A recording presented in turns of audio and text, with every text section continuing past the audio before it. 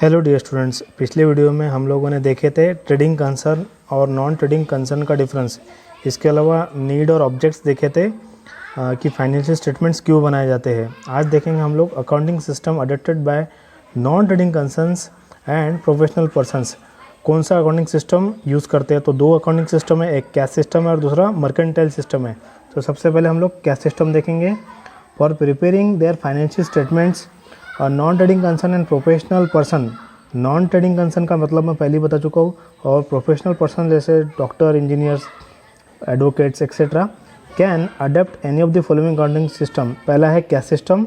तो पहले cash system को समझते हैं हम लोग। Under this system the principal book of accounts in cash book in which all the cash transaction are entered chronologically. If there is any credit transaction, it is recorded in memorandum book. When the amount of such credit transaction is received or paid, it is entered in the cash book. Simple सी बात है, अगर cash payment होता है मतलब कि receipt या payment, तो वो सिस्टम अकाउंटिंग सिस्टम में दो ही साइड रहेगी, एक पेमेंट की और एक रिसिप्ट की।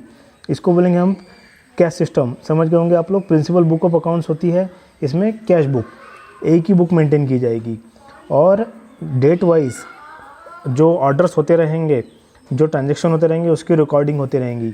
और अगर कोई क्रेडिट ट्रांजेक्शन हो जाता है तो उसको अलग से रिकॉर्ड करेंगे मेमोरेंडम बुक में। आप लोग मेमोरेंडम बुक लिख लेना अपने कॉपी में, आप लोग याद रखिएगा, नोट्स बना लीजिएगा। When the amount of such credit transaction received और paid, it is entered in the cash book. आप लोग अगर किसी बैंक में गए होंगे तो बैंक में आप लोग जैसे देखते हो कि अगर आप पेमेंट कर रहे हो तो उनके लिए रिसिप्ट हुआ, और वो लोग आपको अगर पेमेंट कर रहे हो तो आपके लिए रिसिप्ट हुआ। तो जैसे बैंक पासबुक में दो ही साइड होती है, एक क्रेडिट और एक डेबिट, वैसे ही ये सिस्टम चलेगा। अब हम लोग देखेंगे दूसरा सिस्टम कौन सा है नॉन ट्रेडिंग कंसर्न के लिए और प्रोफेशनल पर्सन्स के लिए। तो आगे बढ़ते हैं अब हम लोग। At the end of the accounting year, receipt and payment account is prepared with the help of cash book, and thereafter income and expenditure account and balance sheet are prepared with the help of receipt and payment account. देखिए आप लोग, अगर cash book है तो आपको cash book के हिसाब से ये जो अकाउंट्स कंपलसरी होते हैं नॉन ट्रेडिंग कंसर्न के लिए, जो हम लोग इस लेसन में आगे पढ़ेंगे। आपको मैं अकाउंटिंग सिखाऊंगा कि रिसिप्ट एंड पेमेंट कैसे बनता है, इनकम और एक्सपेंडिचर अकाउंट कैसे बनता है, और इसकी बैलेंस शीट भी हम लोग देख लेंगे, पॉसिबल हुआ तो हम लोग देख लेंगे सिलेबस के अकॉर्डिंगली। मर्केंटाइल सिस्टम जानते हैं, अब कैश सिस्टम आप लोग समझ गए होंगे। If the credit transaction take place in the large number, mercantile system accounting. देखिए, अगर क्रेडिट ट्रांजेक्शन ज़्यादा होते हैं तो मर्केंटाइल सिस्टम फॉलो किया जाएगा, और अगर कैश ट्रांजेक्शन ज़्यादा होता है तो कैश सिस्टम फॉलो किया जाएगा। इतना आपको समझ गया होगा। आप इसको नोट्स बनाकर रख लीजिए अपने पास, और आपको बेसिक डिफरेंस समझ में आ गया होगा कैश सिस्टम और मर्केंटाइल सिस्टम का। अब आगे बढ़ेंगे हम लोग। Books kept for cash system accounting. अगर कैश सिस्टम अगर आपने फॉलो किया है तो कौन कौन सी बुक्स आपको मेंटेन करनी है? सबसे पहले इंपॉर्टेंट है cash book. Non trading concern and professional person record their cash transaction in the book date wise. देखिए आप लोग, हम लोग कैश बुक पहले भी देख चुके हैं। 11th में आप लोगों ने कैश सिस्टम देखा होगा। उसमें मेनली दो साइड्स होती है, एक डेबिट साइड और एक क्रेडिट साइड होती है।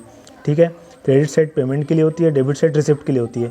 तो ऐसी एक कैश बुक बनानी होगी, और आपको लगता है कि क्रेडिट ट्रांजेक्शन अगर है तो आपको मेमोरेंडम बुक बनानी होगी।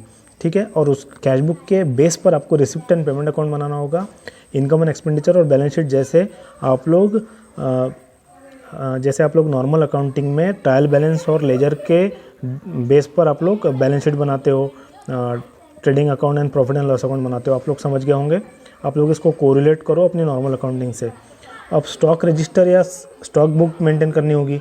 जैसे आप लोगों ने कोई असेट्स परचेस किए, बुक्स है, फर्नीचर है, बिल्डिंग है, स्टेशनरी है, ये सब अगर आपने परचेस किया है तो आप लोगों को स्टॉक रजिस्टर या स्टॉक बुक मेंटेन करना होगा। ऐसा तो है नहीं कि सिर्फ आप लोग कैश सिस्टम पे ही वो काम नॉन ट्रेडिंग कंसर्न चलेगा। नॉन ट्रेडिंग कंसर्न को चलाने के लिए आपके पास स्टॉक भी तो होना चाहिए। उसका रिकॉर्ड रखने के लिए आपको एक स्टॉक रजिस्टर मेंटेन करना होगा। अब आगे बढ़ेंगे हम लोग। अब नेक्स्ट देखेंगे हम लोग ledger. In order to have separate information of income received from separate sources, ledger book is also kept. Some institution keep different register for this purpose. जैसे देख सकते हैं आप लोग, एंट्री फी रजिस्टर है, मेंबर्स रजिस्टर है, subscription register है, donation register है, रेंट रजिस्टर है। आपको लगता है कि हमको अलग से कुछ और रजिस्टर मेंटेन करना है, मतलब जो आपके पास फ़ी आ रही है उसको अलग अलग हिस्सों में डिवाइड करना है। आपको मेंबर्स के नाम लिखना है, सब्सक्रिप्शन आपको रजिस्टर करना है, सब्सक्रिप्शन रजिस्टर करके उनका नाम लिखना, जैसे कितना सब्सक्रिप्शन आया वो लिखना है। आपको डोनेशन रजिस्टर देखना है अगर उसके लिए मेंटेन करना पड़ेगा एक अलग, रेंट रजिस्टर, तो इतने टाइप्स के रजिस्टर आपको मेंटेन करने पड़ेंगे। तो आपको 3 पॉइंट समझ गए। अब 4th नंबर पे चलते हैं, सैलरीज एंड वेजेस बुक। देखिए सब लोग, the record of salaries and wages paid to the employees and workers of the institution in maintain this book. जो लेबर्स को या एम्प्लॉयज़ को जो सैलरीज या वेजेस दिए जाते हैं, एम्प्लॉयज़ को सैलरी दी जाती है, लेबर्स को वेजेस दिए जाते हैं, उसको भी मेंटेन करना होगा। Income and expenditure account, in order to know the income expenditure and surplus for the whole year. Surplus मतलब होता है प्रॉफिट, इनके लिए प्रॉफिट मतलब सरप्लस होता है। Income expenditure statement is prepared by classifying the income and expenditure in various heads. Sometimes previous years figures and estimate figures for subsequent years are also written along with the current years figures for the sake of comparison. Income expenditure statement बनाना पड़ेगा कि मतलब आपका फ़ायदा कितना हुआ, income कितनी हुई आपकी, और आपका एक्सपेंडिचर खर्चा कितना हुआ। इसके लिए आपको 5th नंबर का पॉइंट याद रखना है। अब 6th number, investment register. The investment made by non-trading institutions in securities of government bodies and semi-government bodies such as shares, debentures, bonds etc. recorded in this register।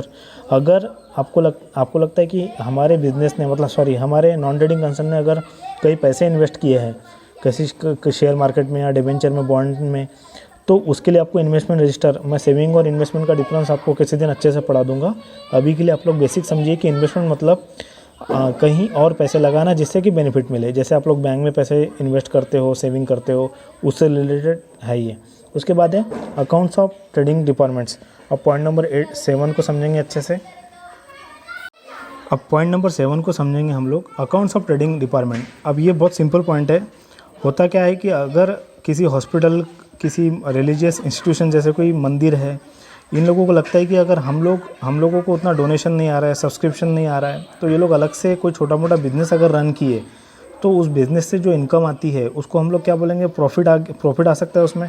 तो उसके लिए ये लोग trading and profit and loss account बनाते हैं simply, और ये mercantile system पे चलता है।